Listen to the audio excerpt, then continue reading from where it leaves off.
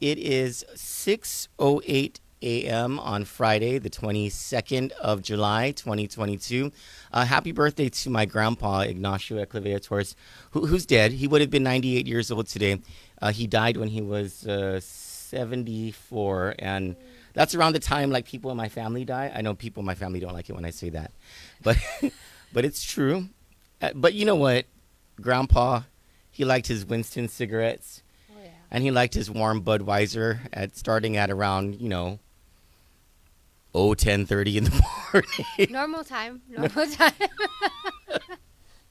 Never went to the doctor, quiet, strong man, didn't want it. Dead at 74. And today is he was born the day after Liberation Day, long before Liberation Day. And actually yesterday was my grandparents' wedding anniversary.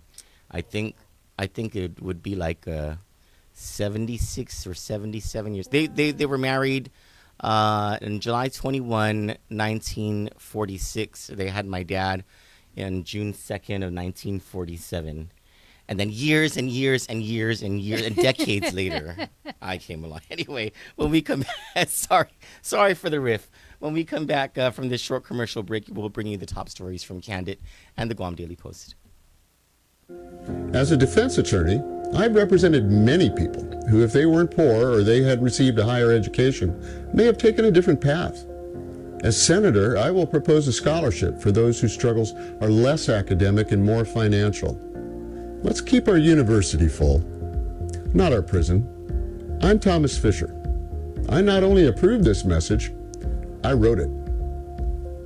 Paid for by Tom for Guam, Drake Diaz, Treasurer.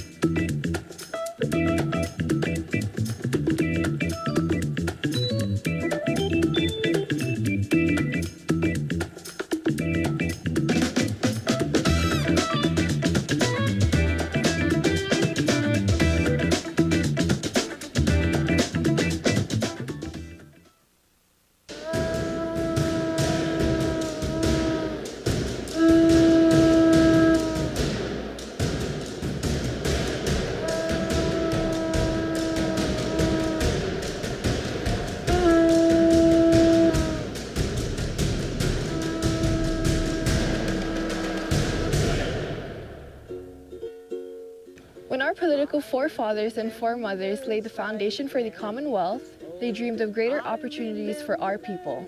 In 1975, when nearly 80% of the people voted for Commonwealth, they too dreamed for a better life, for themselves and their children. Nearly 50 years after the election of hope, we have forgotten how to dream like our ancestors did. They dreamed of taking pride in being self-governing under the stars and stripes. They dreamed of new opportunities to make a life in these beautiful islands.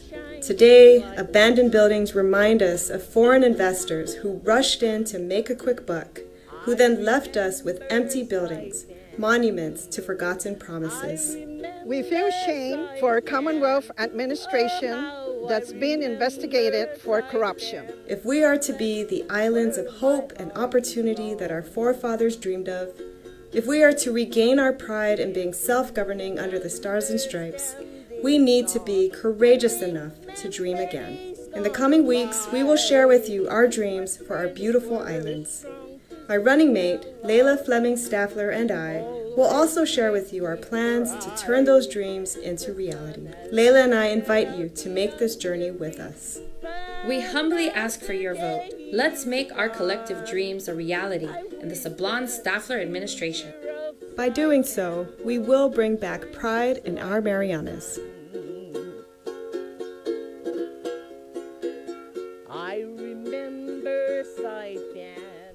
This message is approved and paid for by the committee to elect Christina Sablon and Layla Staffler. I remember Saipan, that's where my heart belongs.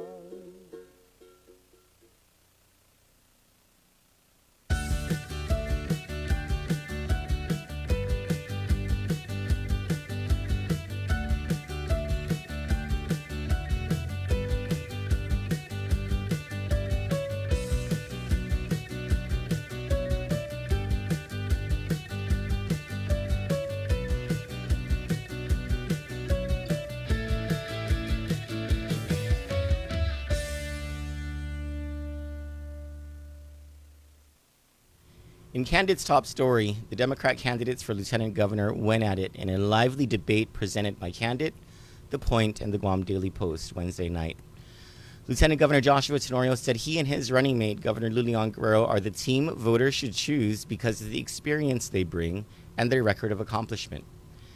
His challenger, Sabrina Salas Matsinani, said the people's struggle has deteriorated in the last 4 years, pointing out that the price of meth is now cheaper than a bag of groceries. Mr. Tenorio attacked her running mate, Congressman Michael Sinicolas, for the recent closure of the ethics investigation into him in Congress in a report that accused him of impropriety. Ms. Salas Matsinani said the governor is hoarding federal funds that are gaining interest in a bank account rather than being paid for the people's interests. You can watch the debate on Kandit. Also on Kandit, another prosecutor is resigning from the Office of the Attorney General of Guam. When the jury returns a verdict in the rape case of Frank Co. Sinicolas, prosecutor Rochelle Canto's resignation will take effect, leaving the OAG with only 9 prosecutors. On my first day at the office in 2012, there were 21 prosecutors and the chief prosecutor. Today, there are 10. Ms. Canto wrote in an open letter to the people of Guam about her resignation. Yet there are more trials today than there were 10 years ago. The strain has become unbearable. To say that this number causes an inability to prosecute crimes properly is an understatement. You deserve better. We all deserve better. Ms. Canto will be the first among current and former prosecutors under the administration of Attorney General Levin Camacho to confirm on the record the problems happening under Mr. Camacho's watch. Following the departure of former sex crimes prosecutor Christine Tenorio earlier this year, an exodus of prosecutors began, calling into question the ability of the OAG to fight crime. Problems in court began surfacing, with presiding Judge Alberto Lamarena III lambasting Mr. Camacho's office for an array of problems in the administration of criminal justice. In a story by Brian Manabat for the Guam Daily Post, an environmental assessment has delayed the implementation of the Community Development Block Grant Disaster Recovery Program, said Northern Marianas Housing Corporation Corporate Director Jesse S. Palacios. In November 2020, the CNMI received $244 million for the program to address unmet recovery following Typhoon Mangkhut and Super Typhoon U2. NMHC has stated that a total of 391 loan packages have been approved, of which 341 are on Saipan, 32 Tinian, and 18 on Rhoda. For the program's implementation, the corporation has allocated close to $50 million, $105 million to infrastructure, $8.6 to economic development, and about $15 million to planning and administrative costs. The first home to be built through the program was in Eslito in March 2022. Finally, in a story by John O'Connor in the Guam Daily Post, whether federal funds could be utilized to support a power rate credit program was a major area of discussion during Wednesday's emergency session on Bill 325-36, the measure seeking to create the program but through the utilization of local funds. Bill 325 would grant $500 in credit to all residential and commercial customers of the Guam Power Authority, to be divided into 5 $100 credits against customer billings for 5 months. The legislation is an answer to consistent rate hikes due to rising fuel costs.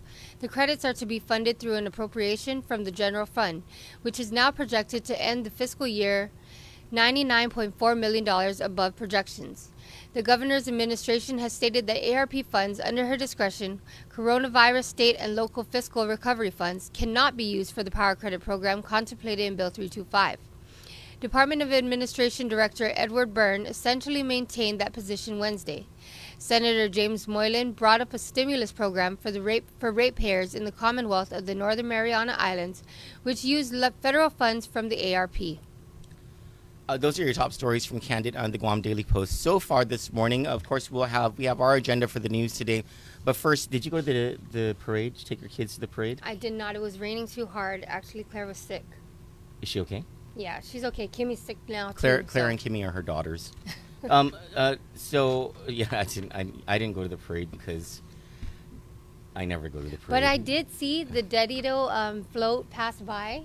Was it nice? Home. Yeah, it was nice. I liked it. What did they have on it? And Journey Brubb was the Miss Teen or something for. Is that Raylan's daughter? Yes, she was so Right beautiful. on. What's her name? It. Journey? Journey, yes. Congratulations, she was so Journey. beautiful. But does anyone know who the top village float was? It was Eric said Sinahanya. Did you just blow that one out your butt? Yeah. I don't remember Sinahanya ever winning the float. I always remember Santa Rita wins it a lot. Why? All the Manfloritas? Because is your microphone hot? No. Your microphone's supposed to be on so you can riff with us. Hello. Eric said Sinahanya should have won the float because they had the winning mayor. I have to admit, Mayor Robert Hoffman is among my favorite mayors. Winner. Like him. He actually might be my favorite mayor. Yeah, he's very likable. I'm just kidding, very Mayor prompt. June Blas of Barragata. You're my favorite mayor. Too? Miss Tavares, Mayor Tavares, your co-too. No, but Dedito's float had like a bamboo structure and like shutters coming out for the window. It's very creative. It had laddie stone made out of moss. It was pretty. Yeah? Yeah. Huh. Cool. It's very native. Well, and so I think all the rave yesterday, of course, was the parade, Liberation Day. Did anyone watch the fireworks? No. No? Bro, we get that on our birthdays. Why do we? I'm just not down with fireworks because of the dogs, you know? Yeah, my dogs flip out at fireworks. Did you get fireworks for your birthday? Yeah, she's born on January 1st. 1st. I'm born on the 4th of July. Like Good America, job, Mom. America shares a birthday with me. With you, exactly. Anyway, so going back to our actual agenda, let's have like a mini debate analysis here. What did you think of the debate between the lieutenant governor candidates? Man, Lieutenant Governor Josh Tenorio was on it. He didn't even look at his notes. Yeah. You know, he was very thorough. Like, he had all points covered. But I really think that Miss Mantanani stepped up to the plate, and she was very genuine in everything that she said. So I agree with you. So I think in terms of content, the lieutenant governor really had it down, as expected. Yeah. He's a very smart guy, and he's been Well-versed. involved for quite some time. But in terms of connection with the audience, which is if you're watching something on TV rather than listening to it on the radio, you know, it's sort of like that Nixon versus Kennedy 1960 debate. If you watched it on TV, you thought that President or then Senator Kennedy won the debate. But if you listened to it on the radio, you thought that Vice President Nixon won the debate. I think the dynamic was pretty much the same. If you watched the debate and you saw the two of them, you might have thought that Sabrina Salas Matanani came out on top because of her ability to connect with the audience, just the sort of words that she used and her relation to a lot of the problems, right? Yeah. And of course her demeanor and her you could see the Her passion coming out, right? Yes. But if you listen to it, if you didn't see it, if you listened to it on the radio only, you probably would have thought that Lieutenant Governor Josh Tenorio won that debate. Yeah. But I just think in terms of content, you know, the ability to connect issues, the Lieutenant Governor had one up. The ability to connect with the audience, Sabrina Salas Matsani had one up. And I'm very surprised about her performance. I really thought going into it, and you know, I'm a supporter of Mike and Bree. Let me just express my biases, right? But I honestly thought she was going to bomb the debate. Sorry, Bree. I do not mean to disrespect you. It was just you're a first-time candidate. You're a first-time politician. The pressure from a debate is extraordinary. I've been involved in politics, so the fact that she did as well as she did was truly exceptional. I even told her. Her marketing guy, John, I was like, I don't know how you guys did this. Like, the preparation must have been Really something intense, else. Yeah. And her husband, Frank Matsanani, who was outside, said, you know, that's just sort of the person she is. When you put a problem in front of her, she's able to just go at it. She might not practice well with it, but as soon as she's in know, Yeah. whatever Frank said, the agate comes out, is what he said. I love it. Yeah. I really want to watch that 1962 debate now. 1960. The 1960 1960 presidential debate between Richard Nixon and Kennedy. and John F. Kennedy. And so Richard Nixon was supposed to win that election. He went in from a very popular administration. He was the vice president for the very popular President Eisenhower. The country was in a lengthy time of peace. The economy was good, but then that debate happened, and everything switched because of how Kennedy came across on TV as connecting with the audience, as being able to relate with the common man's problems, which is ironic because he came from this super wealthy Bostonian legacy family, but he was able to the charm, the charisma, and so if I were involved in these gubernatorial camps, all three of them, I would now prepare more as the election gets closer, understanding that Sabrina Salas Matsanani actually is able to bring it. Yeah, and I don't know, if I were Mike St. Nicholas, I'd be pretty proud of her. I know. Yeah, I love that they all showed up. And if I were Governor Luliangero, I'd be proud of Lieutenant Governor Joshua Tenorio too. Definitely. He brought it as well, you know. His So in our top stories today, remember Guam had a problem paying tax refunds for a couple of decades. Those problems are now rearing themselves in the CNMI. More and more stories of people's tax refunds not being paid, people going over to the Department of Finance to ask, where is my tax refund? And no answers being given to them as tax refunds are delayed further and further in a financial situation that seems to be becoming dire. We will get you that story. Plus, our top story today is on rate increases by one shipping company that helps to explain why the prices of everything are so expensive on both Guam and the CNMI. Get these in-depth stories on CanditNews.com and subscribe to daily news from the Guam Daily Post at postguam.com. There is going to be a debate on July 28th by the Guam Medical Association beginning at 6 p.m.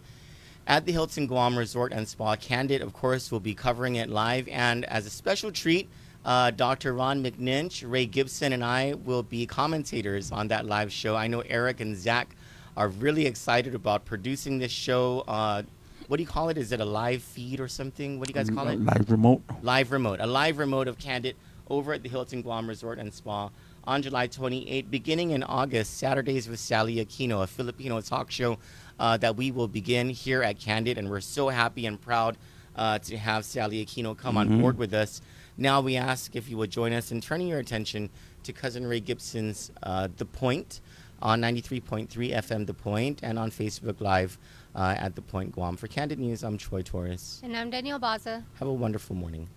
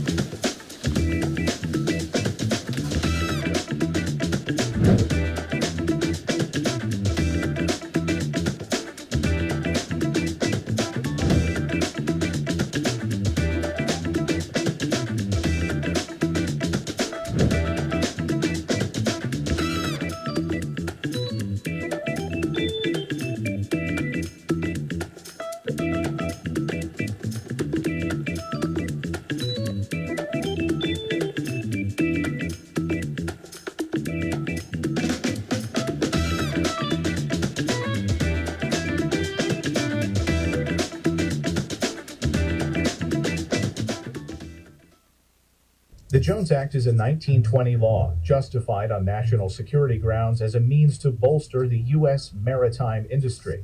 It restricts domestic shipping to vessels that are U.S. built, U.S. owned, U.S. flagged, and U.S. crewed.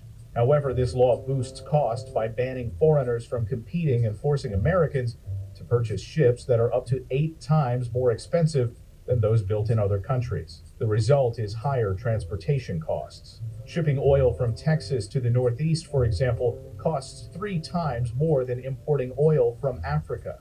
Ultimately, consumers foot the bill. In addition, higher shipping costs push freight from ships onto other sources of transportation, such as trucks, which means more traffic and pollution. Meanwhile, this blatant protectionism has failed to benefit builders of ships in the U.S., whose production is less than 1% of those in China and South Korea. Domestic builders have seen over 300 shipyards close since the early 1980s. Jones Act defenders claim the law ensures adequate U.S. ships during times of war, but during U.S. deployments during Operations Desert Shield and Desert Storm, foreign flagged commercial ships carried twice as much equipment as their U.S. counterparts. In fact, the U.S. was so desperate for shipping that it twice requested the use of a cargo ship from Moscow. Both requests were denied. So the Jones Act has failed to achieve its shipbuilding and national security goals while driving up costs for consumers. It's time for this outdated, costly, and ineffective law to be repealed. It's time to end the Jones Act.